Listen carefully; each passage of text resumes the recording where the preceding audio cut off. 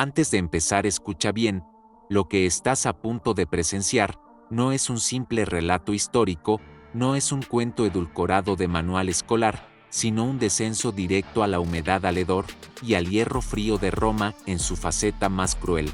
Si tienes el estómago y el valor suficientes para seguirme, te invito a suscribirte a este canal y no perderte ni una gota de sangre de la verdad que jamás verás en los libros de historia, porque aquí no se habla de mármoles ni de glorias imperiales, aquí se habla de la muerte en su forma más cruda, y créeme, Roma sabía matar con un estilo que rozaba lo artístico. La escena se abre en el corazón mismo de la ciudad, donde el mármol brillante de los foros se mezcla con la peste invisible que brota de las cloacas. Allí, enterrada como una herida secreta en el vientre de la urbe, yace la cárcel Tulliana, o, como la llamaban algunos con un dejo de respeto y asco, el Tullianum. No imagines un calabozo espacioso con barrotes y guardias bostezando. No, el Tullianum es un agujero húmedo, apenas iluminado por antorchas que chisporrotean en la piedra cubierta de moho. El aire es espeso, cargado con el olor a óxido, sudor, orina y miedo, y en medio de ese escenario, bajo el suelo, donde se deciden los destinos de los hombres poderosos, un grupo reducido de legionarios prepara la ejecución. La víctima, un senador condenado, acusado de traición y corrupción. No importa su nombre, porque en Roma los nombres de los muertos se borraban con más rapidez que las manchas de vino en un banquete. Importa, en cambio, la forma en que lo hará, estrangulado en silencio, sin multitudes aplaudiendo, sin gladiadores que hagan del espectáculo una fiesta. Solo él, la cuerda, y la sombra de la eternidad. Escucha con atención los sonidos, el chirrido de la madera cuando se abre la trampilla que lo deja caer al pozo inferior, el chapoteo del agua turbia que le moja las sandalias y el seco golpe de las piedras cuando los soldados lo empujan sin ceremonias. El condenado tiembla, no de frío, sino porque sabe que aquí nadie sale caminando. Roma tenía muchas formas de matar, el fuego, la cruz, las fieras.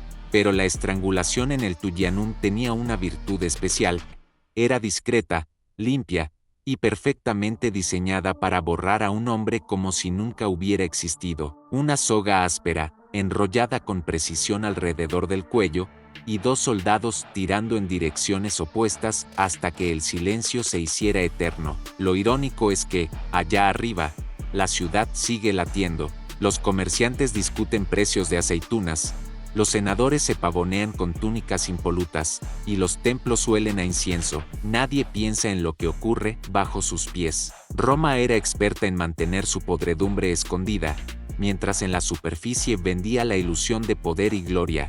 Pero aquí abajo, en este instante, la gloria se convierte en espuma en la boca de un hombre que se ahoga, los ojos reventados de sangre, las uñas arañando la roca húmeda como si la piedra pudiera tener piedad. Nadie intercede, nadie llora, y cuando el cuerpo se desploma, inerte, los soldados ni siquiera se molestan en mirar. Lo arrastran hacia un rincón oscuro donde pronto será olvidado, y mientras la última exhalación aún flota en el aire, la ciudad sigue bebiendo vino y soñando con conquistas. ¿Quieres saber cómo llegó este hombre, este supuesto noble, a terminar con una cuerda alrededor del cuello en la cloaca de Roma? Ahí es donde la historia se retuerce aún más, porque lo que mata en Roma no siempre es la espada, es la política, la traición, y la sonrisa falsa de un aliado que espera el momento exacto para hundirte. Pero eso, amigo mío, apenas empieza. Retrocedamos unos días, aunque en Roma el tiempo era más un verdugo que un consuelo.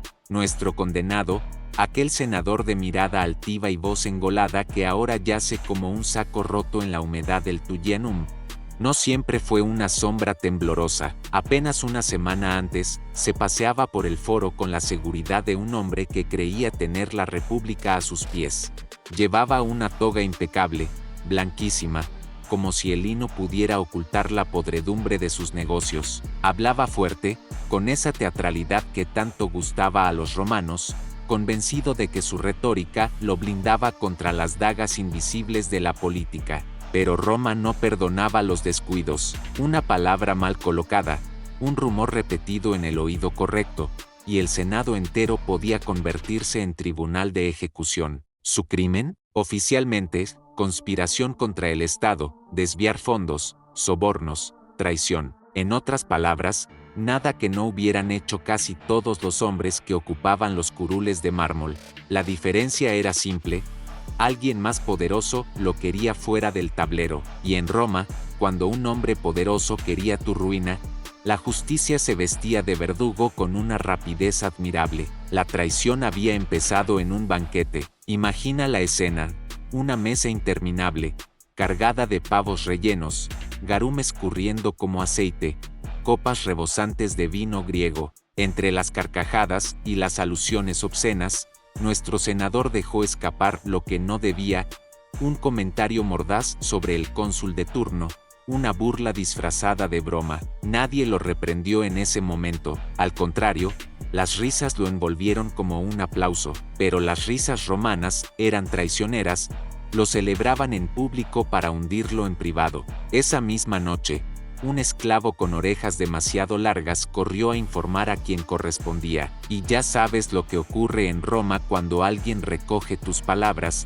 no te pertenecen más, se convierten en puñales. Así comenzó la maquinaria. Testigos voluntarios aparecieron como setas en primavera. Documentos descubiertos confirmaban desvíos de dinero, y el Senado, siempre dispuesto a salvar su propia piel, lo entregó como una ofrenda sangrienta. Durante el juicio, la escena fue casi teatral: acusadores exaltados, gesticulando como si estuvieran en una obra de Plauto; el acusado intentando defenderse con discursos tan pulidos como inútiles. Cada palabra que decía era como clavar su propia estaca. Los senadores lo miraban con una sonrisa invisible.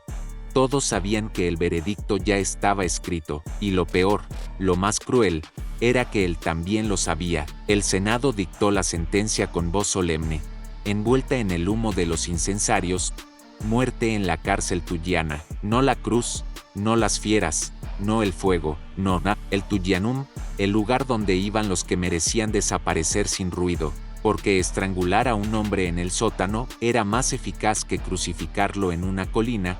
Allí nadie lo recordaría. Y así, el hombre que creía dominar las palabras se encontró reducido a un número más en la larga lista de gargantas apretadas bajo el suelo de Roma. Lo escoltaron entre empujones, sus manos atadas con una cuerda áspera, como si fuera un vulgar esclavo.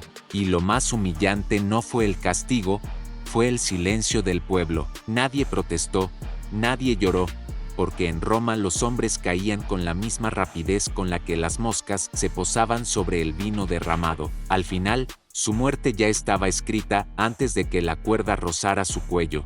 Lo que quedaba por ver era el espectáculo íntimo, esa obscena liturgia de la estrangulación que Roma reservaba para quienes quería borrar de la memoria. Imagina el descensos: no hay gradas majestuosas, ni columnas con capiteles corintios, ni mosaicos con héroes mitológicos. El acceso al Tullianum es una boca de piedra, un agujero que parece diseñado más por la tierra que por la arquitectura. 2 soldados empujan al condenado por una escalera tan estrecha que apenas permite bajar de lado, como si hasta la roca se negara a dar espacio a un hombre en sus últimos pasos. La luz del exterior se desvanece con rapidez, reemplazada por un resplandor enfermizo de antorchas que chisporrotean y lanzan sombras deformes sobre los muros. Cada peldaño resuma humedad, la piedra gotea como si sudara la memoria de miles de muertes, y el olor. El olor es una bofetada brutal, un cóctel de moho, hierro oxidado, excremento y miedo humano. No es el miedo que imaginas en los poemas, ese abstracto y filosófico. Es el miedo crudo, tangible, el que huele como carne en descomposición y se pega en la garganta. Cuando llegan al fondo, el espacio se abre apenas lo suficiente para que 4 hombres puedan estar de pie sin tocarse. El techo es bajo, las paredes están cubiertas de limo verdoso, y, en un rincón, fluye un hilillo de agua que conecta con las cloacas de la ciudad. Los condenados no solo respiraban muerte, la bebían. Algunos prisioneros, esperando su final, se inclinaban a beber esa agua pestilente porque la sed era peor que la vergüenza. Aquí no hay cadenas ruidosas, porque no hace falta, Nadie escapa de un vientre de piedra. El condenado tropieza y cae al suelo. El barro frío se le pega a las rodillas y por primera vez su toga blanca ya no es símbolo de pureza, sino un trapo inmundo empapado en la mugre de la ciudad. Levanta la cabeza, buscando algún rostro compasivo, pero lo que encuentra son ojos cansados, curtidos en la rutina de matar. Para los soldados, estrangular a un senador o a un ladrón era lo mismo, parte de la jornada. Algunos incluso bostezan mientras ajustan la cuerda, como si estuvieran preparando un saco de grano. Y sin embargo, en ese instante de espera, ocurre algo curioso. Los condenados casi siempre guardaban silencio. Roma era un espectáculo de gritos, discursos y aplausos, pero aquí abajo el silencio pesaba más que cualquier sentencia, tal vez porque sabían que sus palabras ya no importaban. El Tullianum no tenía público, no había multitudes para compadecerse, ni cronistas para dejar testimonio. Era el lugar donde la historia se deshacía de sus incómodos protagonistas, como una cloaca política, y esa era la verdadera humillación. Morir sin siquiera el privilegio del espectáculo. El verdugo no llevaba máscara, no tenía piedad ni odio, solo tiraba de la cuerda, lentamente, mientras el condenado luchaba con espasmos ridículos que apenas alcanzaban para arañar las piedras húmedas. El sonido era inconfundible, el crujido del cartílago, los jadeos rotos, el golpe seco del cuerpo cuando finalmente se rendía a la gravedad, y después, otra vez el silencio. Lo irónico es que la mayoría de los ciudadanos romanos nunca supo cómo era el Tullianum por dentro. Lo imaginaban, lo temían, pero nunca lo veían. Para ellos, era un rumor, un susurro, un infierno escondido bajo los pies del Senado, un sótano donde la República fingía que hacía justicia, mientras en realidad devoraba a sus enemigos con la elegancia de un verdugo invisible. El senador, mientras sus últimas fuerzas se extinguían, comprendió que la verdadera arma de Roma no eran las legiones ni las lanzas, sino la discreción con la que convertía la muerte en burocracia. Y lo peor, en la superficie, en ese mismo instante, las trompetas anunciaban la entrada triunfal de un general.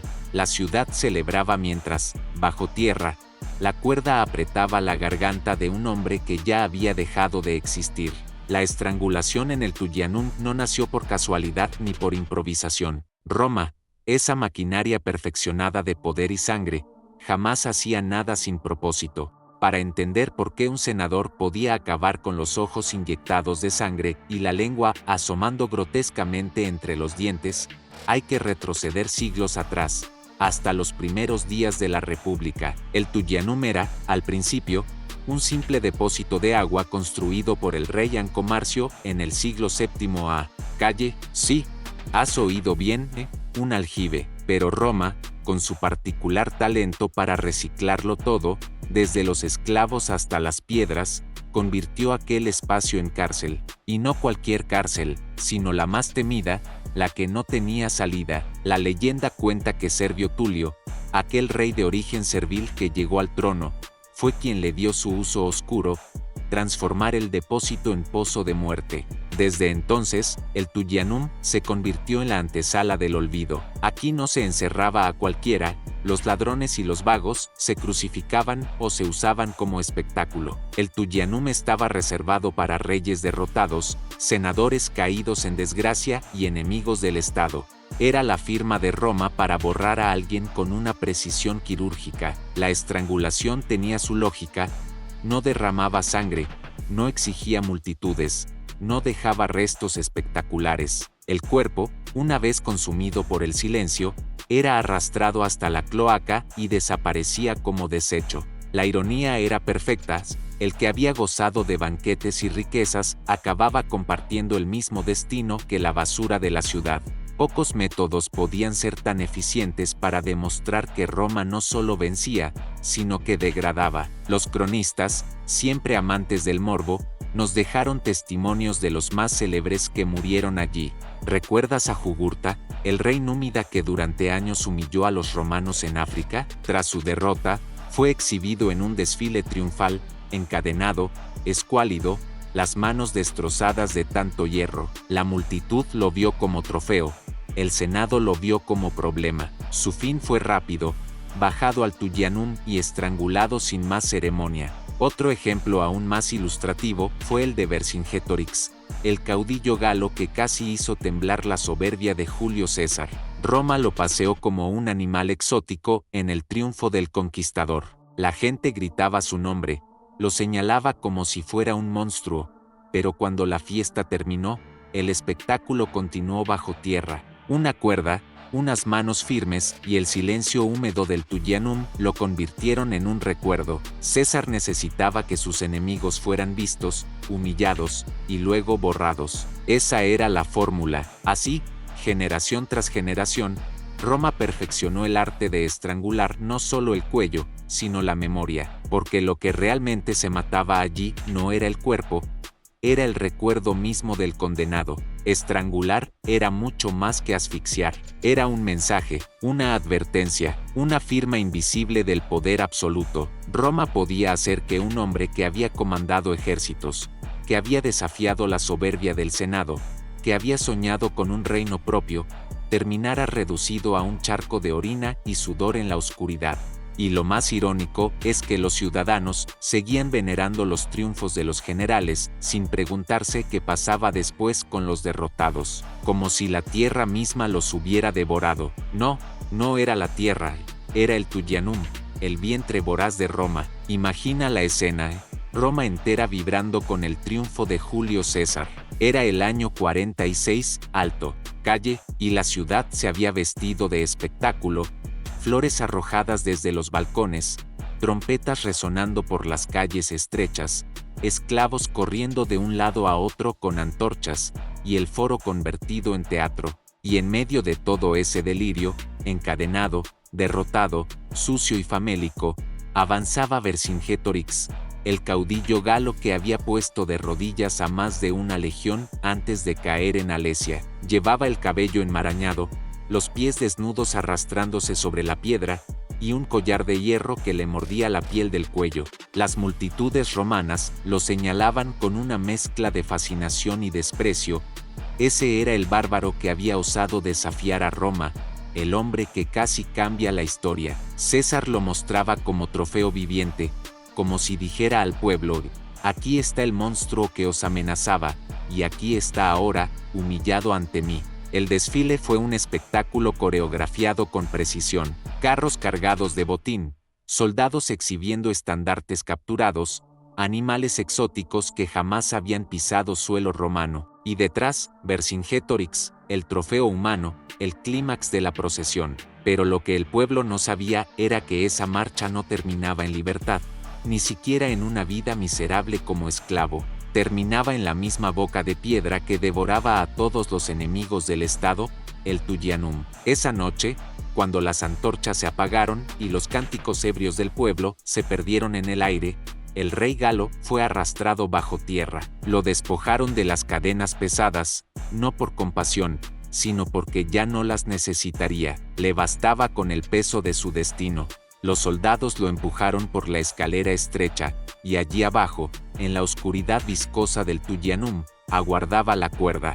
No hubo discurso, ni testamento, ni súplica escuchada. Nadie escribió sus últimas palabras. Lo que hubo fue el contacto brutal del cáñamo en la garganta, la presión creciente de dos manos firmes tirando hacia atrás, y el estallido de venas en los ojos de un hombre que había conocido la gloria y ahora se ahogaba en silencio. Algunos dicen que luchó con fiereza, que pateó y mordió como un animal acorralado, pero la piedra húmeda no tenía oídos, y los soldados no tenían paciencia. El ruido final fue siempre el mismo, un quejido sofocado, un cuerpo desplomándose en el barro, y un silencio que Roma nunca compartía con sus multitudes. Lo irónico es que, en los días siguientes, nadie habló más de él. El mismo pueblo que lo había señalado con dedos ansiosos, lo olvidó en un abrir y cerrar de ojos. César había triunfado, y el trofeo que un día había hecho temblar a la República se convirtió en nada más que carne muerta en un rincón oscuro. Así funcionaba Roma, mostraba la grandeza en la superficie y escondía la miseria en las entrañas. Y, sin embargo, la imagen de Vercingetorix muriendo estrangulado en ese agujero de piedra quedó como uno de los ejemplos más claros de la maquinaria romana. Primero te exhibo, luego te borro. Y la historia, cruel como era, prefirió quedarse con el César victorioso antes que con el bárbaro asfixiado en la oscuridad. Jugurta, rey de Numidia, no era un simple enemigo de Roma, era un maestro del engaño, un estratega capaz de humillar legiones con su astucia y su rapidez. Durante años, los generales romanos se desgastaron intentando atraparlo, y cuando finalmente cayó, no fue por batalla ni por honor, sino por la traición de sus propios aliados. Roma, orgullosa y paciente, decidió que aquel hombre que se había burlado de su poder debía pagar de la manera más eficaz y silenciosa posible. Tras su captura, Jugurta fue llevado a Roma como trofeo, encadenado y flanqueado por guardias que no toleraban la menor insolencia. La ciudad lo contempló con mezcla de temor y curiosidad. Ese era el rey que había desafiado el orgullo romano, el que había convertido la paciencia de sus enemigos en desesperación. Pero Roma no buscaba exhibirlo demasiado, su objetivo era la aniquilación precisa. La estrangulación en el Tullianum era su sentencia perfecta, eficiente, limpia y cruel, sin el espectáculo sangriento de otros métodos, pero cargada de un mensaje que se grababa en la memoria de todos. Se cuenta que Jugurta, mientras descendía la estrecha escalera de piedra hacia la celda inferior, mantuvo una calma que irritaba a sus guardianes. Sus ojos brillaban con inteligencia y desafío. No pronunció palabras, pero su presencia, su resistencia silenciosa, decía más que cualquier grito. Allí, en la penumbra húmeda del Tullianum, la cuerda lo esperaba. Las manos romanas no fallaron, firmeza, precisión, y la presión gradual que convertía la vida en lucha inútil. La cuerda se ajustó, el cuerpo tensó cada músculo en un último intento por sobrevivir, y luego, el silencio absoluto. Nadie oyó su último aliento, solo el golpe sordo del cuerpo cayendo sobre el piso de piedra. El Tullianum había reclamado otro recuerdo, otra existencia que Roma borraba sin remordimiento. El contraste entre su vida de poder en Numidia y su final en la oscuridad húmeda era tan cruel que el eco de la injusticia parecía rebotar en las paredes de piedra, recordando que Roma no solo vencía, sino que humillaba con precisión quirúrgica. Lo que quedaba de Jugurta no eran cenizas, ni gloria, sino el testimonio silencioso de la eficacia romana, mostrar el poder, aplastar la resistencia, y borrar el enemigo de la historia visible, relegándolo a la memoria subterránea del Tullianum. La lección era clara para todos los que osaban desafiar al imperio.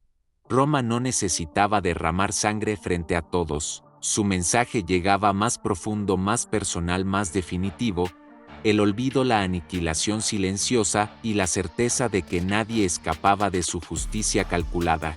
Los carceleros del Tullianum no eran simples guardias, eran artistas de la muerte, profesionales entrenados en la coreografía del final de una vida. Su entrenamiento no solo consistía en asegurar que la cuerda cumpliera su función, sino en dominar cada detalle sensorial, la tensión exacta, la colocación del cuerpo, el ritmo de los movimientos, incluso la manera en que el condenado caería sobre la piedra húmeda. Llegaban temprano, mucho antes de que la ciudad despertara, revisando cada cuerda, cada ancla de hierro, oliendo el aire pesado de humedad y excremento que impregnaba la celda, porque cada muerte debía ser perfecta según los estándares romanos. Se desarrollaba un ritual casi ceremonial: primero la limpieza de la celda, eliminando cualquier residuo que pudiera entorpecer el acto. Luego la preparación de la cuerda, enroscada y ajustada con precisión quirúrgica. Finalmente la llegada del condenado, que ya no tenía nombre, sino un número más en la lista de víctimas del imperio.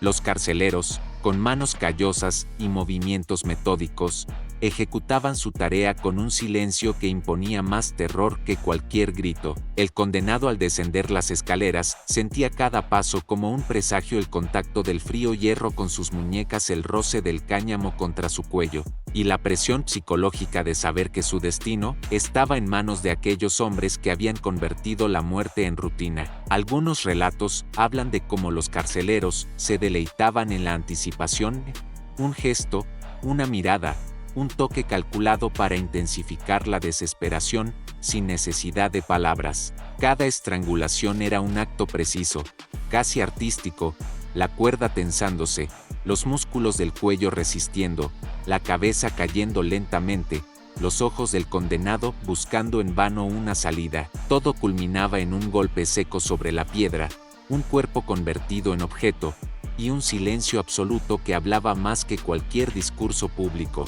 El Tullianum no era solo una prisión, era un escenario donde Roma enseñaba, con frialdad absoluta, lo que ocurría con quienes se atrevían a desafiar su poder.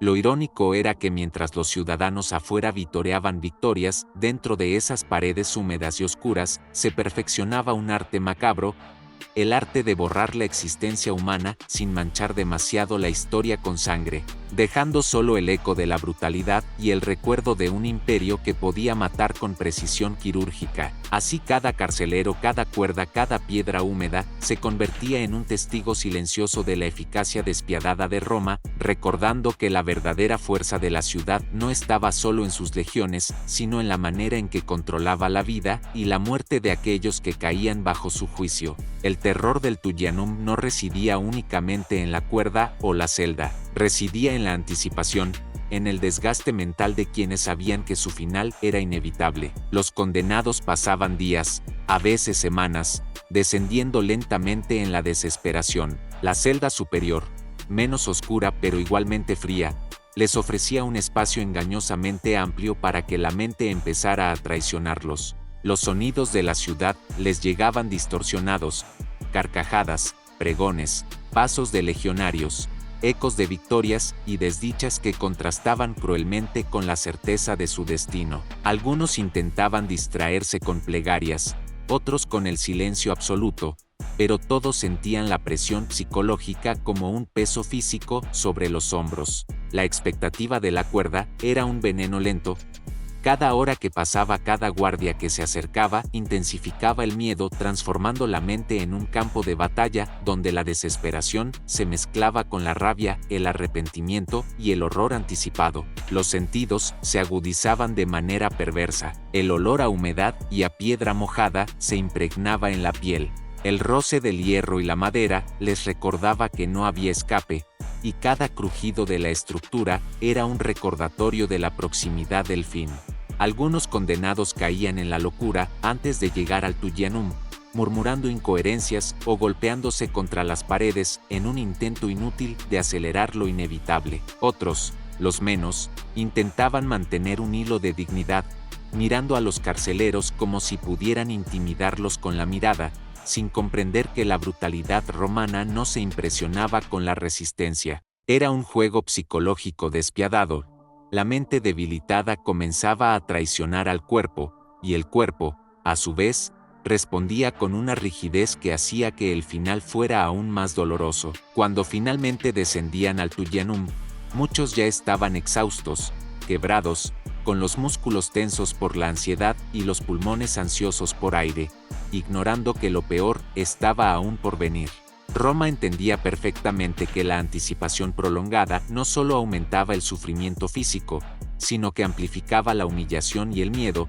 Un condenado roto antes de morir era un mensaje más poderoso que cualquier ejecución pública. La ciudad, con sus monumentos y su grandiosa arquitectura, se sostenía sobre una maquinaria de terror silencioso, donde la espera era tan letal como la muerte misma, y la sombra de la cuerda colgante se convertía en un símbolo de la precisión y el control absoluto del imperio. Cuando finalmente llegaba el momento, todo en el Tullianum se concentraba en un instante que parecía eterno. El condenado, agotado por días de terror, subía los últimos escalones con los músculos rígidos y la respiración entrecortada. Los carceleros no necesitaban palabras. Sus movimientos eran precisos, casi coreográficos. La cuerda, gruesa y áspera, rozaba la piel del cuello con un tacto que combinaba el frío del cáñamo y la inevitabilidad de la muerte. Cada nudo estaba calculado para ceder lo suficiente como para acelerar el final pero sin romperse. Cada giro de la cuerda era un acto de ingeniería macabra diseñado para prolongar los últimos segundos de conciencia y aumentar la intensidad del sufrimiento. Los ojos del condenado buscaban un milagro, un gesto de misericordia que nunca llegaría, mientras la luz tenue de la celda se reflejaba en la humedad de las paredes, creando sombras que bailaban como espectros burlones. El sonido era mínimo. El roce de la cuerda, la piedra húmeda bajo los pies, un leve murmullo de respiración entrecortada, y el último latido del corazón que parecía resonar con un volumen que llenaba toda la celda. La mente del condenado, consciente de su final, oscilaba entre la resistencia y la rendición, pensamientos inconexos de familiares, de traiciones, de errores cometidos, de glorias que nunca alcanzó. Y entonces, cuando la cuerda tensaba su abrazo mortal, el cuerpo se arqueaba, los músculos se contraían, y la presión en la tráquea cortaba la vida con la misma indiferencia con la que Roma controlaba sus territorios. Los carceleros observaban con atención científica, ajustando la tensión si era necesario, asegurándose de que el acto fuera limpio pero brutal, eficiente pero inolvidable. Algunos condenados luchaban hasta el último segundo, agitando brazos, cerrando puños, buscando aire en vano. Otros, resignados, dejaban que el cuerpo se hundiera en la oscuridad con los ojos fijos en nada, y la mente atrapada entre recuerdos y la nada que se aproximaba. La muerte, fría y metódica, llegaba sin ruido, dejando tras de sí un cuerpo inmóvil, un eco de respiración que desaparecía, y un silencio que parecía gritar más que cualquier multitud. Así Roma completaba otra ejecución en el Tullianum, no como un espectáculo para el público, sino como un recordatorio para aquellos que gobernaban y para los que temían. La ciudad podía destruir la vida humana con precisión quirúrgica, y lo hacía sin prisa, saboreando la anticipación y la caída, como si cada muerte fuera una lección silenciosa sobre poder y control absoluto. Tras la caída final, el Tullianum no dejaba lugar a sentimentalismos. El cuerpo del condenado colgaba, rígido y pálido, una estatua macabra de la eficacia romana.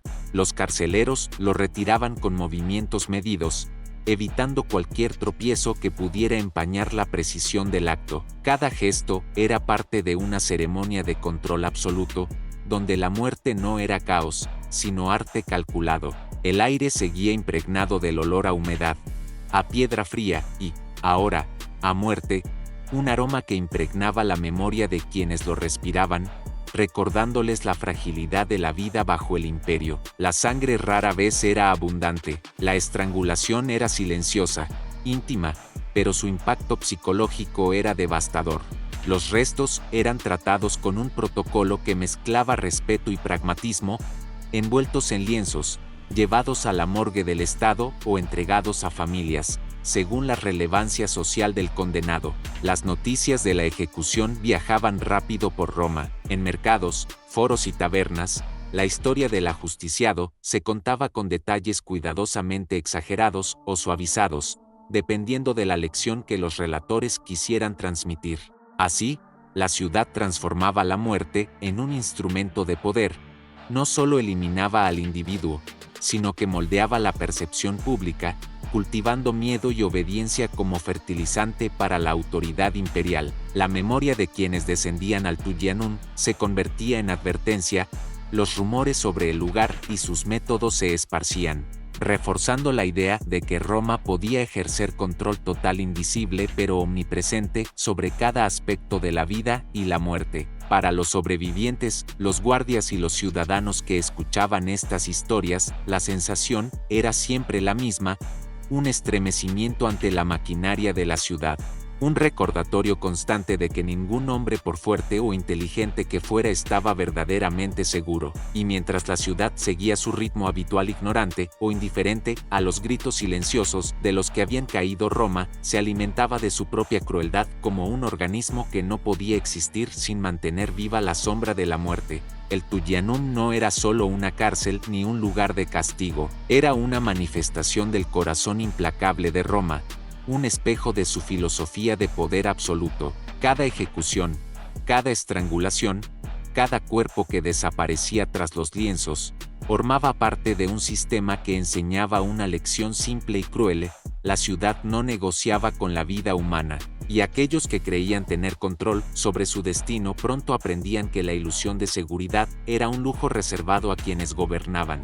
La anticipación prolongada, El manejo preciso de la muerte y la difusión calculada de cada acontecimiento demostraban que Roma no solo destruía cuerpos, sino que moldeaba mentes, convirtiendo el miedo en un instrumento político tan efectivo como cualquier ejército. La brutalidad estaba envuelta en precisión, la crueldad en lógica. El Tullianum era un teatro de terror meticulosamente diseñado, donde la vida humana se convertía en un mensaje que resonaba más allá de la celda, más allá de la ciudad, y que incluso siglos después nos obliga a mirar hacia atrás con una mezcla de horror, fascinación y respeto por la disciplina despiadada de una civilización que entendía el miedo como un arte. Mientras los ecos de los condenados se desvanecían entre las paredes húmedas, Roma continuaba su marcha, indestructible, indiferente, enseñando que la perfección de un imperio se mide no solo en sus conquistas,